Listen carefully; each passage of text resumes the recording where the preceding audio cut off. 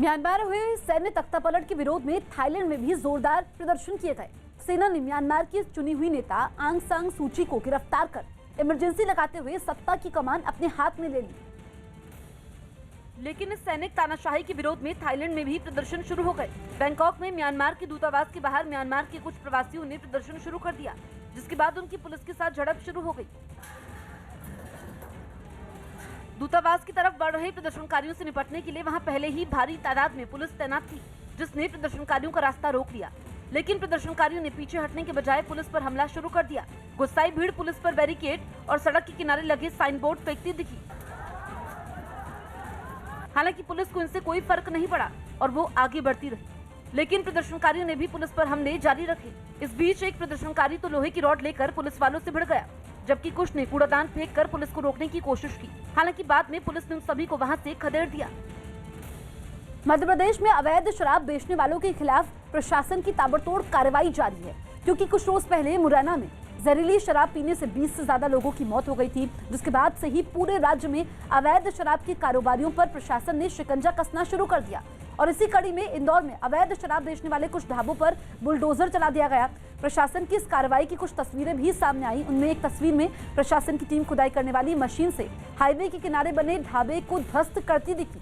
इसी तरह एक दूसरे इलाके में भी प्रशासन ने सड़क किनारे बने ढाबों को जमींदोज कर दिया। सीरिया के उत्तर पूर्वी इलाके में कुर्द लड़ाकों की फायरिंग में सरकार समर्थक एक आदमी की मौत से तनाव बढ़ गया। हालात उस वक्त बिगड़े जब कुर्द लड़ाकों ने सरकार के समर्थन में रैली निकाल रहे लोगों पर गोलियां चला दी और गोलियां चलते ही वहां भगदड़ मच गई। जिस सड़क पर सरकार समर्थकों की रैली निकल रही थी, उसके पास की एक इमारत से लोगों को निशाना बनाया गया।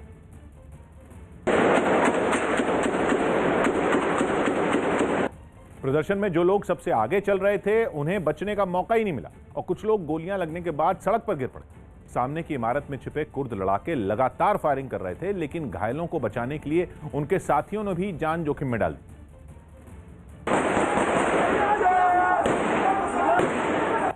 अपने घायल साथियों को वहां से निकालने के बाद लोगों ने उन्हें अस्पताल में भर्ती करवाया, जहां एक आदमी ने दम तोड़ दिया। इससे पहले सरकार समर्थकों की भीड़ ने अलग कुर्दिस्तान की मांग के खिलाफ वहां बहुत देर तक प्रदर्शन किया।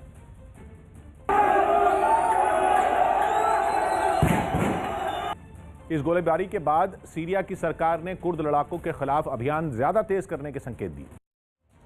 यूपी के सहारनपुर से चौंका देने वाला एक वीडियो सामने आया, जिसमें कुछ लोगों ने मामूली कहासुनी के बाद एक दुकानदार की बेरहमी से पिटाई कर दी, जिसकी तस्वीरें वहां लगे एक सीसीटीवी में रिकॉर्ड हो गई, जिनमें एक तस्वीर में कुछ लोग दुकान के अंदर दाखिल होते दिखे।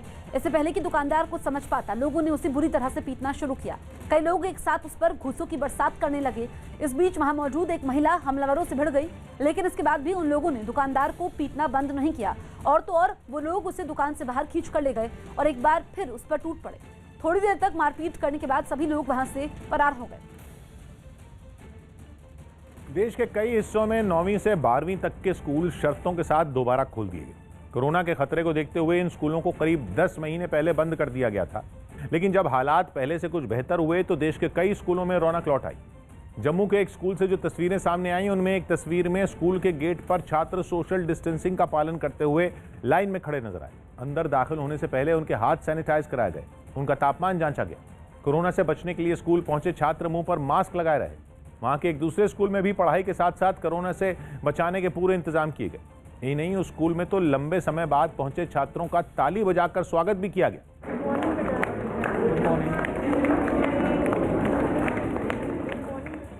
इतना ही नहीं, क्लास में सभी बच्चों को थोड़ी दूरी पर बिठाया गया ताकि उनके बीच सोशल डिस्टेंसिंग बनी रहे। करीब 10 महीने बाद स्कूल पहुंचने पर छात्रों ने भी खुशी जताई। स्कूल लग गए हमारे, तो हमारे लिए ज़्यादा अच्छा हो कि हम और ज़्यादा अच्छी तरह से पढ़ सकें। कुछ ऐसी ही तस्वीरें अहमदाबाद से भी सामने आई। वहां के एक स्कूल के बाहर मुंह पर मास्क लगाए बच्चे अंदर जाने के लिए अपनी बारी का इंतजार करते दिखे। क्लासरूम में दाखिल होने से पहले उनके हाथ साफ करवाए गए। स्कूल पहुंचे सभी छात्रों का संगीत के साथ स्वागत किया गया।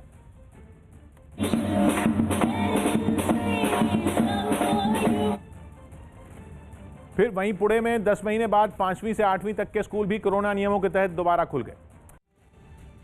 नेपाल की राजधानी काठमांडू में वहां की संसद भंग करने के खिलाफ कुछ लोगों ने जमकर बवाल किया। नेपाल में आए राजनीतिक संकट की वजह से पीएम केपी शर्मा ओली ने 20 दिसंबर को संसद भंग करने का ऐलान किया था, जिसके बाद से ही वहां इस फैसले का विरोध जारी है। इसी कड़ी में लेफ्ट पार्टी से जुड़े छात्र संगठन भी सड़कों पर उतर आए और केपी शर्मा ओली के खिलाफ जमकर हंगामा किया। इतना ही नहीं, संसद के बाहर जमा हुए कुछ प्रदर्शनकारी सुरक्षा में तैनात पुलिस वालों से भी भिड़ गए। इससे पहले प्रदर्शन में शामिल कुछ लोगों ने वहां पटाखे जलाने की कोशिश की, लेकिन ऐसा करने से उन्हें रोक दिया गया, जिससे वो लोग भड़क गए और उन्होंने वहां मौजूद पुलिस वालों को ही निशाने पर ले लिया। इजराइल में प्रधानमंत्री बेंजामिन नेतन्याहू के खिलाफ जारी बवाल थमने का नाम नहीं ले रहा। पनडुब्बी घोटाले के आरोप में घिरे नेतन्याहू के इस्तीफे की मांग पर वहां पिछले कई महीनों से प्रदर्शन जारी है, लेकिन अब ये शांतिपूर्ण प्रदर्शन उग्र होता जा रहा है। वहां से सामने आई तस्वीरों में कुछ ऐसे ही हालात दिखे, जिसके बाद सुरक्षा बल के जवानों ने हंगामा कर रहे लोगों पर पानी की बौछार की ताकि उग्र होते लोगों को तितर बितर किया जा सके।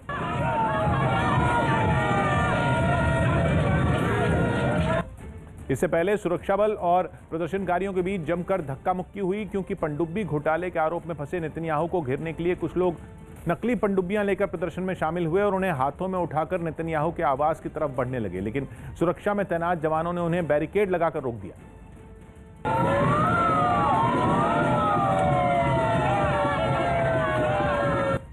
जिसके बाद प्रदर्शनकारी भड़क गए और वो लोग बैरिकेड तोड़कर आगे बढ़ गए। हालांकि जवानों ने उन लोगों पर सख्ती बरती और उनके इरादे को नाकाम कर दिया। पहले से ही कुदरत की मार झेल रहे अमेरिका को जबरदस्त तूफान का भी सामना करना पड़ा। कैलिफोर्निया में तूफान और उसके बाद हुई भारी बारिश ने कई इलाकों में जमकर तबाही मचाई, जिसकी डराने वाली तस्वीरें सामने आई। कैलिफोर्निया से आई एक तस्वीर में तो एक हाईवे पूरी तरह से कटकर बह गया। बारिश के बाद जमीन खिसकने की वजह से इस हाईवे का एक बड़ा हिस्सा नीचे खाई में समा गया। हाईवे की ऐसी हालत होने की वजह से वहां ट्रैफिक पूरी तरीके से ठप हो गया और उस इलाके का संपर्क ही कट गया। बताया गया कि जमीन खिसकने की ऐसी और घटनाएं भी हुई, जिसकी वजह से लोगों को काफी मुश्किलों का सामना करना पड़ा।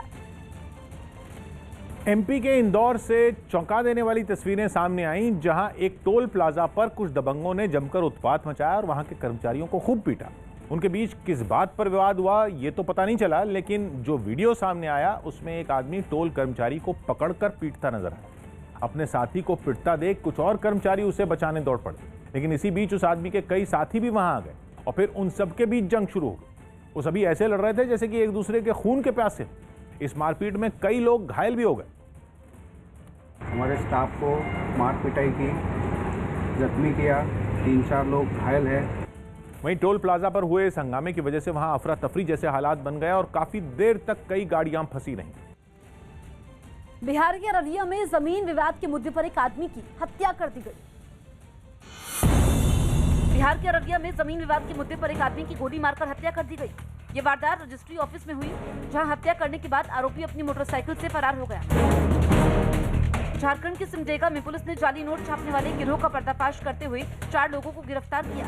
पुलिस ने उनके पास से लाखों रुपए के जाली नोट भी बरामद किए। बिहार के सुपौल में एसबीआई के केटीएम में रुपए डालने के समय बदमाशों ने एक सुरक्षाकर्मी की गोली मारकर हत्या कर दी। बाद में बदमाश 45 लाख रुपए लूट कर फरार हो गए। पिछले कई साल से गृह युद्ध की आग में जल रहा सीरिया एक बार फिर कार बम धमाकों से दहल गया। इन धमाकों में 12 लोगों की मौत हो गई, जबकि कई लोग बुरी तरह घायल हो गए, जिन्हें इलाज के लिए अस्पताल में भर्ती कराया गया, जिनमें कईयों की हालत नाजुक बताई जा रही है। पहला कार बम धमाका उत्तरी सीरिया के अजाज शहर में हुआ, जो इतना ताकतवर था कि आसपास की कई इमारतें खंडहर में तब्दील हो गई। जिस कार में ब्लास्ट हुआ उसके परखचे उड़ गए, उससे आग की ऊंची ऊंची लपटें उठने लगी। उससे निकलने वाला काला धुआं पूरे इलाके में फैल गया।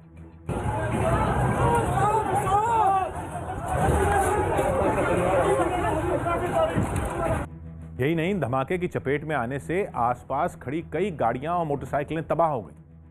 5 دقائق سيارة مفخخة مصفوفة على يمين المحل شي 30 متر انفجرت।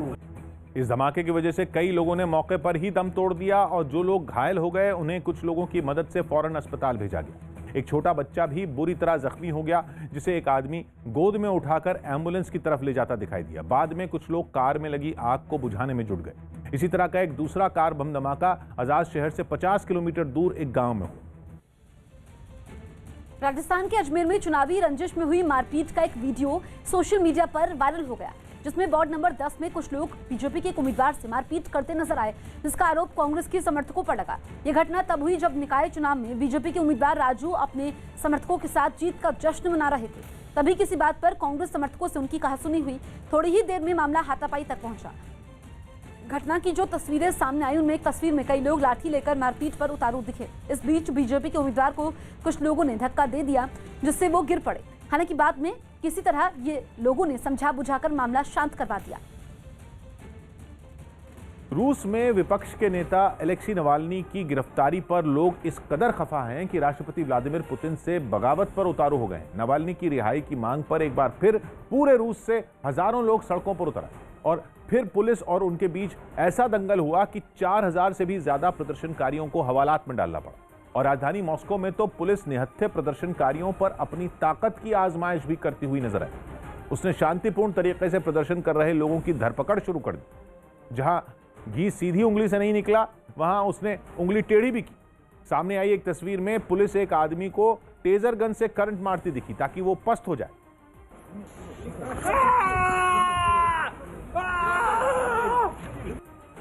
रूस के इलाके बदल गए लेकिन पुलिस की सख्ती की तस्वीर नहीं बदली। वहां के सेंट पीटर्सबर्ग शहर में भी पुलिस प्रदर्शनकारियों को उठाकर खींचकर अपने साथ ले गई। कुछ जगह तो इतनी बर्बरता की गई कि एक तस्वीर में एक लड़के का सिर फटा हुआ नजर आया। असल में पुतिन के कट्टर विरोधी अलेक्सी नवाल्नी का आरोप है कि उन्हें रास्ते से हटाने के लिए रूस की सरकार ने उन्हें जहर देकर मारने की कोशिश की। 5 महीने के इलाज के बाद 17 जनवरी को जैसे ही वो जर्मनी से लौटे थे तभी उन्हें गिरफ्तार कर लिया गया था। उसी के बाद रूस में राष्ट्रपति पुतिन के खिलाफ लोगों का गुस्सा फूट पड़ा और वहां अलेक्सी नवाल्नी को आजाद करने की मांग पर प्रदर्शन शुरू हो गए। 26 जनवरी को लाल किले में हिंसा करने के आरोप में क्राइम ब्रांच ने एक आरोपी को गिरफ्तार किया है। आकाशप्रीत नाम का ये आरोपी उत्तराखंड के रुद्रपुर का रहने वाला है। आरोप है कि आकाशप्रीत ने 26 जनवरी को लाल किले की सुरक्षा में तैनात जवानों पर हमला किया था। बाद में क्राइम ब्रांच ने कार्रवाई करते हुए उसे धर दबोचा।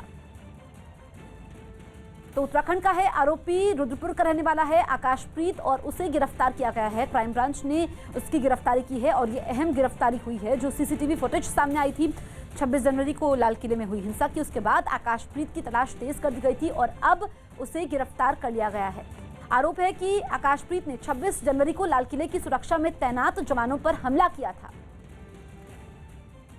ओडिशा के कटक में एक निजी अस्पताल में शॉर्ट सर्किट की वजह से आग लग गई जिससे वहां अफरा तफरी मच गई। लेकिन लोगों के हाथ पांव तब फूल गए जब आग ने 5वीं मंजिल को अपनी चपेट में ले लिया और थोड़ी ही देर में वहां से आग की ऊंची ऊंची लपटें उठने लगी। इस घटना की जो तस्वीरें सामने आई उनमें एक तस्वीर में अस्पताल की 5वीं मंजिल आग की भीषण लपटों में घिरी दिखी। खिड़कियों और दरवाजों से आग की लपटों के साथ काला धुआं आसमान में उठता नजर आया। घटना की जानकारी फौरन फायर ब्रिगेड और पुलिस को दी गई जिसके बाद दमकल की कई गाड़ियां वहां पहुंचकर आग बुझाने में जुट गई। इस बीच पुलिस ने दूसरे लोगों की मदद से अस्पताल में भर्ती मरीजों को वक्त रहते सुरक्षित बाहर निकाल लिया और फिर उन्हें एम्बुलेंस से दूसरे अस्पताल भेज दिया गया। कुल 8 पेशेंट्स थे जिनको हम बाहर ले आए हैं।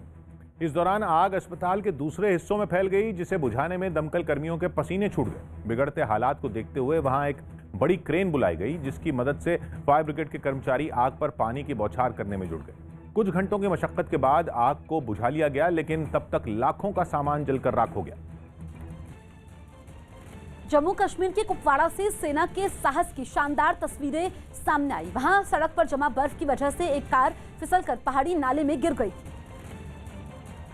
लेकिन इस हादसे की खबर जैसे ही वहां मौजूद सेना की टुकड़ी को मिली तो जवान फौरन वहां पहुंचे और खून जमा देने वाली सर्दी की परवाह किए बिना बेहद ठंडे पानी में उतर गए। काफी ऊंचाई से गिरने की वजह से कार को काफी नुकसान पहुंचा था और उसमें सवार लोग कार के अंदर ही फंस गए थे। लोगों की जान मुसीबत में देख जवानों ने फौरन बचाव अभियान शुरू किया। पहले कार के सभी शीशे तोड़े गए और फिर उसी रास्ते कार में फंसे लोगों को बाहर निकाला गया। काफी सर्दी है और सर्दी को छोड़कर उन लोगों ने बड़ी मेहनत की है तो लोग भी, मुझे लगता है कि लोग भी फौज का बहुत शुक्रगुजार है। एक एक कर सभी 5 लोगों को बाहर निकाल लिया गया। इनमें 2 महिलाएं भी शामिल थी। बाद में सेना ने ही इन सभी को करीब के अस्पताल पहुंचा दिया। वित्त मंत्री निर्मला सीतारामन ने कोरोना संकट के बीच देश का जो डिजिटल बजट पेश किया। पहला, कृषि सुधार कानूनों पर मचे घमासान के बीच पेश हुए बजट में पेट्रोल और डीजल पर कृषि सेस लगाने का बड़ा ऐलान हुआ। हालांकि इस सेस का असर पेट्रोल और डीजल की कीमतों पर नहीं पड़ेगा। I propose an agricultural infrastructure and development cess on a small number of items.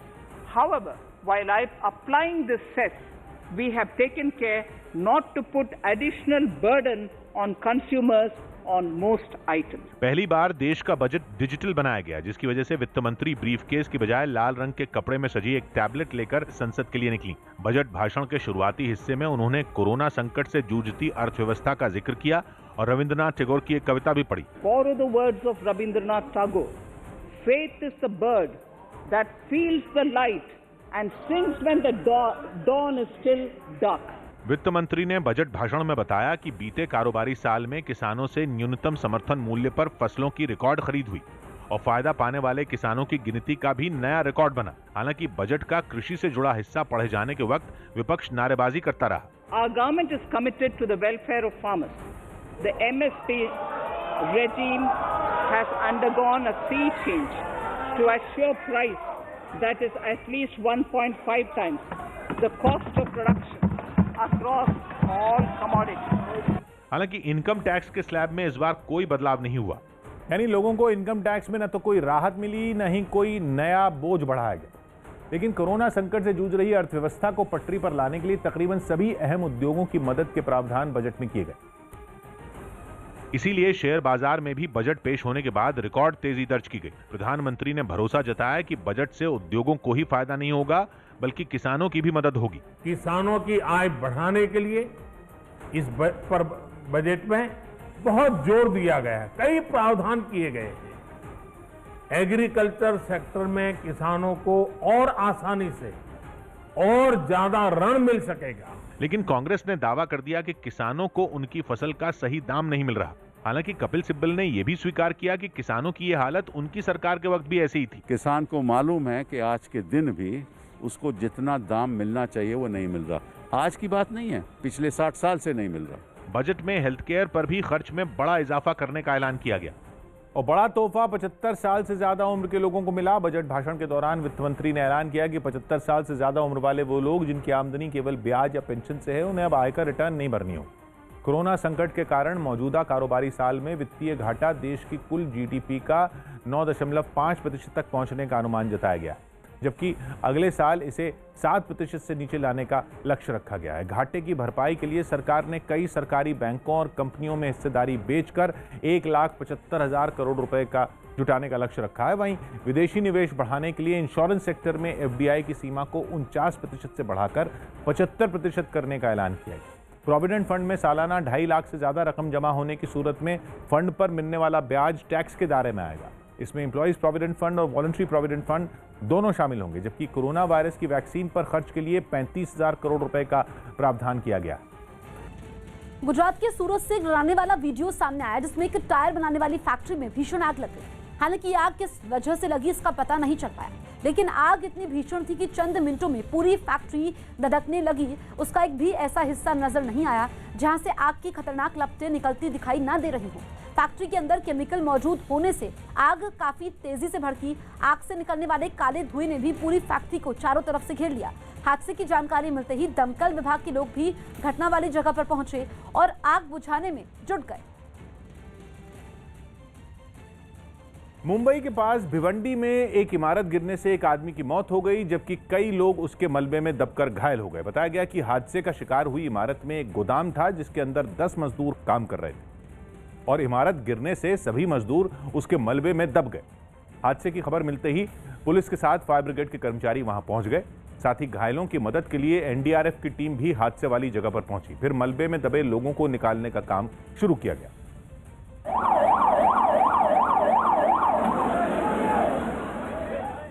एक एक करके मलबे में दबे लोगों को बाहर निकाला गया और एम्बुलेंस में अस्पताल भेजा गया। मलबे में दबने से कुछ लोगों को मामूली चोटें आईं, जबकि कुछ लोग बुरी तरह जख्मी नजर आए। इस हादसे पर प्रशासन ने भी सख्त रुख अपनाया और जिम्मेदार लोगों के खिलाफ कड़ी कार्रवाई का भरोसा दिया। ओनर कौन है जगह के, किसने चलाने के लिए लिया था या लीज पे लिया था, ये सब जानकारी मिलने के बाद उस हिसाब से गुनाह दाखिल होगा उसमें। राहत और बचाव दल की मुस्तैदी से मलबे में फंसे ज्यादातर लोगों को वक्त रहते निकाल लिया गया, जबकि एक आदमी की इस हादसे में मौत हो गई।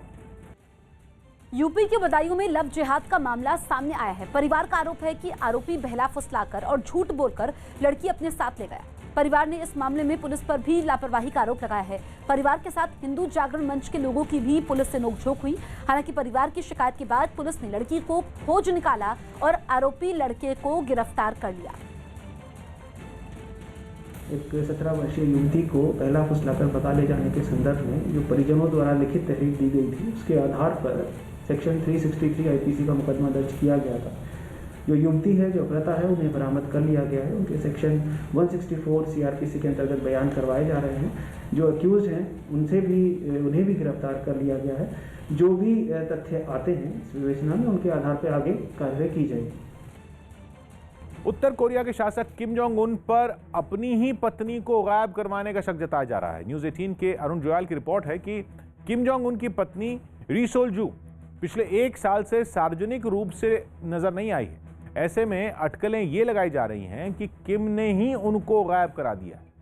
एक रिपोर्ट के मुताबिक किम की पत्नी को आखिरी बार 25 जनवरी 2020 को देखा गया, जिसमें वो राजधानी प्योंगयांग में एक समारोह के दौरान अपने पति किम जोंग उन के बगल में बैठी हुई थी, लेकिन इसके बाद से उन्हें नहीं देखा गया। यहाँ तक कि 10 अक्टूबर 2020 को प्योंगयांग में मिलिट्री परेड का आयोजन किया गया, जिसमें भी वो मौजूद नहीं थी। हालांकि एक दूसरी रिपोर्ट में ये दावा किया गया कि किम की चाची की तबीयत बेहद खराब है और री सोल जू उनकी देखभाल कर रही है। बंगाल में ममता बनर्जी को फिर झटका लगा। पश्चिम बंगाल में टीएमसी को एक और झटका लगा। डायमंड हार्बर विधानसभा सीट से विधायक दीपक हलदार ने पार्टी से इस्तीफा दे दिया। उत्तर प्रदेश के बुलंदशहर में पुलिस ने एक ट्रक से अवैध शराब की 447 पेटियां जब्त कर ली। पकड़ी गई इस शराब की कीमत 25 लाख रुपए बताई गई। ड्राइवर के द्वारा बताया गया कि बिहार सप्लाई के लिए ले जा रहा है। इसकी आपूर्ति चंडीगढ़ से की गई। महाराष्ट्र के भिवंडी में मुंबई नासिक हाईवे पर एक कार ने बस को टक्कर मार दी, जिससे 4 लोगों की मौत हो गई। अनुष्का शर्मा ने सोशल मीडिया पर पहली बार अपनी बेटी के साथ तस्वीर शेयर की। साथ ही अनुष्का ने बताया कि उन्होंने अपनी बेटी का नाम वामिका रखा है। तमिलनाडु की टीम ने सैयद मुश्ताक अली T20 ट्रॉफी अपने नाम कर ली। उसने अहमदाबाद में खेले गए फाइनल मुकाबले में 7 विकेट से जीत हासिल की। मुकाबले में बड़ौदा की टीम ने पहले खेलते हुए 20 ओवरों में 9 विकेट पर 120 रन बनाए थे, जिसके बाद तमिलनाडु ने यह लक्ष्य 18वें ओवर में 3 विकेट खोकर हासिल कर लिया। आतंकी संगठन हिजबुल मुजाहिदीन का सरगना सैयद सलाउद्दीन गंभीर रूप से बीमार है। न्यूज़ 18 के नीतीश कुमार की रिपोर्ट है कि आतंकी सलाउद्दीन को कल इस्लामाबाद के एक अस्पताल में भर्ती करवाया गया है और वहां उसका इलाज चल रहा है। हालांकि अभी तक इस बात की जानकारी नहीं है कि सलाउद्दीन को क्या बीमारी है।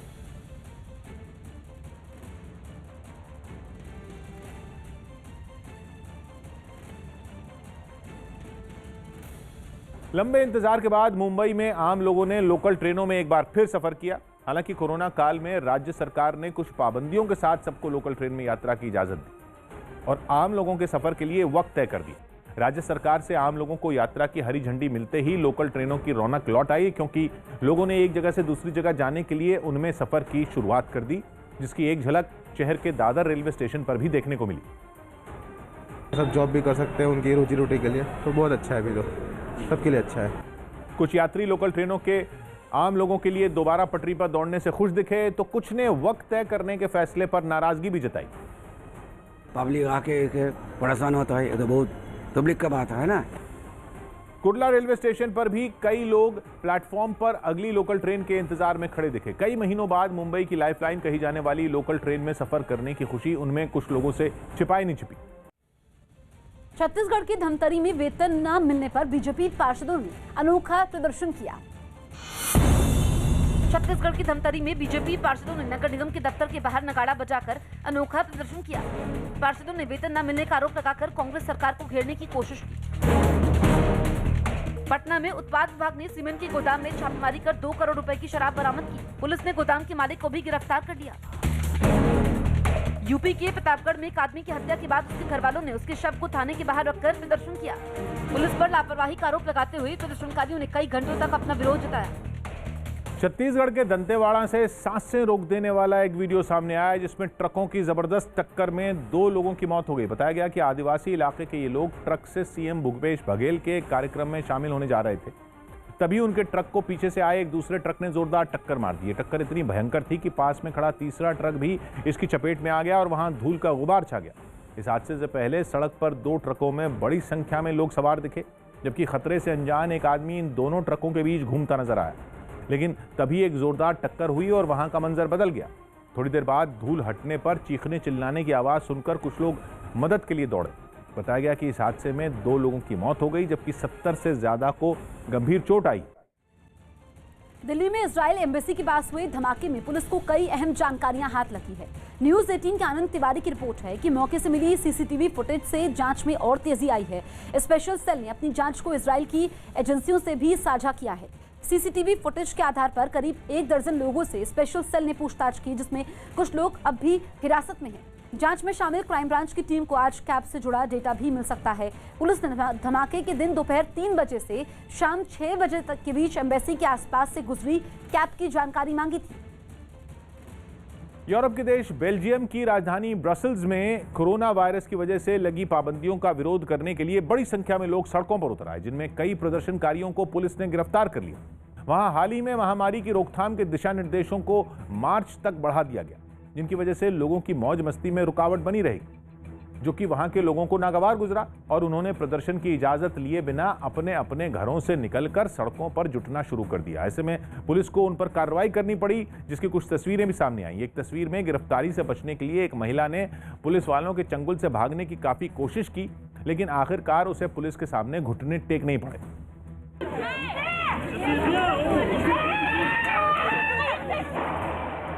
वहां से सामने आई एक दूसरी तस्वीर में डॉग स्क्वाड में शामिल कुत्ते ने एक प्रदर्शनकारी को पीछे की तरफ धकेल दिया।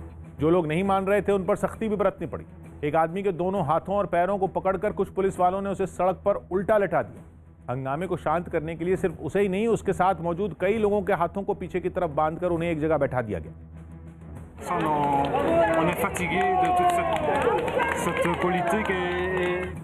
कार्रवाई से पहले कई लोगों ने हाथों में प्लेकार्ड लेकर वहां की सरकार के खिलाफ विरोध प्रदर्शन किया। पश्चिम बंगाल में ममता बनर्जी का साथ छोड़ने वाले विधायक दीपक हल्दर आज बीजेपी में शामिल हो सकते हैं। न्यूज 18 की आशिका सिंह की रिपोर्ट है कि डायमंड हार्बर विधानसभा सीट से विधायक दीपक आज शुभेंदु अधिकारी और मुकुल रॉय की रैली में शामिल होकर बीजेपी का दामन थाम सकते हैं। डायमंड हार्बर लोकसभा क्षेत्र से ममता बनर्जी के भतीजे अभिषेक बनर्जी सांसद हैं और यहीं की विधानसभा से विधायक दीपक हल्दर ने कल ममता बनर्जी को झटका देते हुए टीएमसी से इस्तीफा दे दिया था।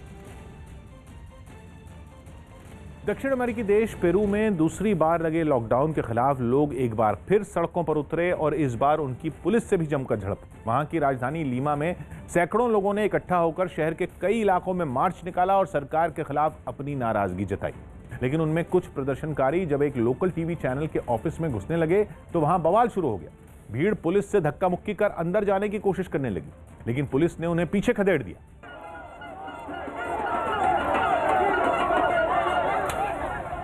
इससे पहले कई प्रदर्शनकारी हाथों में पोस्टर, तख्तियां और पेरू के झंडों के साथ शहर भर में रैली निकालते नजर आए। उनमें एक शख्स लाउडस्पीकर के जरिए नारे भी लगाता दिखा।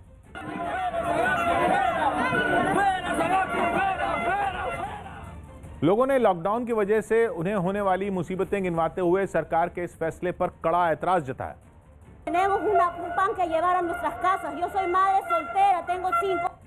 वहां कोरोना के एक बार फिर पैर पसारने के बाद अस्पतालों पर बोझ बढ़ गया, जिसे कम करने के लिए ही सरकार ने लीमा समेत 10 इलाकों में 15 दिन का लॉकडाउन लगा दिया, जो वहां के लोगों को बिल्कुल भी पसंद नहीं आ रहा। ओडिशा के कटक में एक अस्पताल में आग लग जाने के बाद मरीजों की जान बाल बाल बची। ओडिशा के कटक में एक अस्पताल में आग लग जाने से अफरा तफरी मच गई। आनंद फानन में वहां भर्ती सभी मरीजों और दूसरे स्वास्थ्य कर्मियों को बाहर निकाला गया। बिहार के बांका में जमीन पर कब्जे को लेकर 2 पक्षों के बीच जमकर मारपीट हुई। इस घटना में एक महिला समेत कई लोग घायल हो गए। इस मामले में 2 लोगों को गिरफ्तार किया गया। यूपी के टावा में भीषण आग लग जाने से जंगल की 2 हेक्टेयर जमीन जलकर राख हो गई। इस आग की चपेट में जंगल के सैकड़ों पेड़ आ गए, जिसके बाद दमकल विभाग की टीम ने आग पर काबू पाया। फ्रांस की राजधानी पेरिस में नए सुरक्षा कानून का विरोध कर रहे लोगों पर पुलिस ने सख्ती बरती। नए कानून के तहत वहां की पुलिस को पहले से ज्यादा अधिकार दिए गए हैं, जिसके खिलाफ वहां पिछले कुछ दिनों से काफी हंगामा हो रहा है, जिसे रोकने के लिए पेरिस के चप्पे चप्पे पर पुलिस को तैनात कर दिया गया। वहां से सामने आई एक तस्वीर में कुछ पुलिस वाले प्रदर्शनकारियों को पीटते दिखाई दिए, जिसके बाद गुस्साए लोगों का हंगामा और बढ़ गया। इतना ही नहीं, हंगामा कर रहे लोगों को वहां से हटाने के लिए उन पर पानी की बौछार भी की गई, लेकिन उन लोगों पर इसका कोई असर नहीं हुआ। हालांकि पानी की बौछार से कुछ प्रदर्शनकारी सड़क पर गिर जरूर गए। प्रदर्शन में शामिल लोगों ने सरकार से नए सुरक्षा कानून को वापस लेने की मांग की। यूपी के मेरठ से हैरान करने वाला वीडियो सामने आया, जिसमें एक टीचर ने प्रिंसिपल की पिटाई कर दी। आरोप है कि वो टीचर अपने प्रिंसिपल पर किसी बात के लिए दबाव बना रहा था, लेकिन जब उसकी बात नहीं सुनी गई तो वो उन पर टूट पड़ा। उसने प्रिंसिपल पर ताबड़तोड़ मुक्के बरसाने शुरू कर दिए और उन्हें पीटते पीटते जमीन पर गिरा दिया। इसके बाद भी उसके हाथ नहीं रुके, वो लगातार उन्हें पीटता रहा। उसके हमलों से प्रिंसिपल खुद को बचाने में नाकाम रहे। थोड़ी देर बाद दूसरे टीचर वहां पहुंचे और उसे मारपीट करने से रोका, लेकिन वो उनकी भी बात सुनने को तैयार नहीं था। हालांकि जब सबने मिलकर उसका हाथ रोका तब वो शांत हो गया। इस घटना का वीडियो सोशल मीडिया पर भी वायरल हो गया। खबर है कि पुलिस इस मामले में केस दर्ज करने के बाद आरोपी टीचर को पकड़ने में जुट गई। पड़ोसी देश म्यांमार में दिन बदलते ही सत्ता भी बदल गई। वहां सेना ने रातों रात तख्ता पलट कर दिया और 1 साल के लिए इमरजेंसी लगा दी। पिछले साल नवंबर में वहां की नेता ऑंग सान सू की पार्टी ने सेना के समर्थन वाली पार्टी को बुरी तरह हरा दिया था, जिसके बाद से ही म्यांमार पर सेना की तानाशाही के काले बादल मंडराने लगे थे। और 2 महीने बाद लोगों का वो बुरा सपना सच भी हो गया। म्यांमार में लोकतंत्र एक बार फिर बेड़ियों में जकड़ दिया गया और वहां सेना के शासन का चाबुक चल पड़ा। राजधानी नेपिदो में सड़कों पर सन्नाटा पसर गया और जगह जगह सेना की नाकेबंदी नजर आई। म्यांमार के सबसे बड़े और भीड़-भाड़ वाले शहर यांगोन में जहां हर पल चहल पहल रहती है, वहां से भी रौनक गायब दिखी। सड़क पर इक्का दुक्का गाड़ियां और लोग ही नजर आए, लेकिन जश्न मनाने के लिए सेना और विपक्षी पार्टी के कुछ समर्थक सड़कों पर निकल पड़े। वहीं आम लोगों के जहन में सेना की तानाशाही का शायद डर इतना था कि शहर के कई एटीएम के बाहर पैसे निकालने के लिए कतारें नजर आईं। क्योंकि सत्ता अपने हाथ में लेने के साथ ही सेना ने ताकत का बेजा इस्तेमाल भी शुरू कर दिया। म्यांमार की नेता ऑंग सान सू की और कुछ दूसरे नेताओं को हिरासत में भी ले लिया गया, क्योंकि सू की के लोकतंत्र के लिए चलाए आंदोलन ने ही म्यांमार में सैन्य शासन की जड़ें हिलाकर रख दी थी। उसका नतीजा ये हुआ था कि 5 दशक तक राज करने के बाद सेना को म्यांमार की सत्ता छोड़नी पड़ी थी।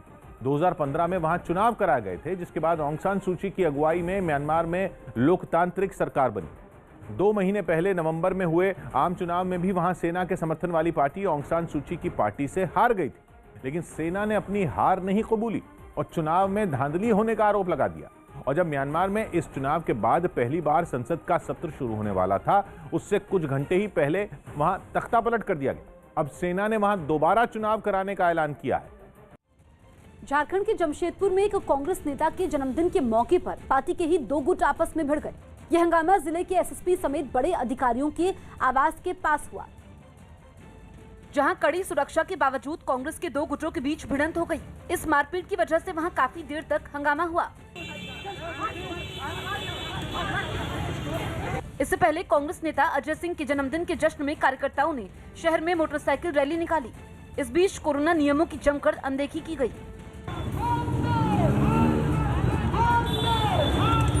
इसके अलावा पार्टी नेता के सम्मान में कार्यक्रम का आयोजन किया गया, जिसमें राज्य के स्वास्थ्य मंत्री भी शामिल हुए, लेकिन वहां भी कोरोना के खतरे का ख्याल किसी ने नहीं रखा। एक दूसरे से दूरी बनाने की बात तो दूर, ज्यादातर लोगों के चेहरे पर मास्क भी नहीं दिखाई दिए।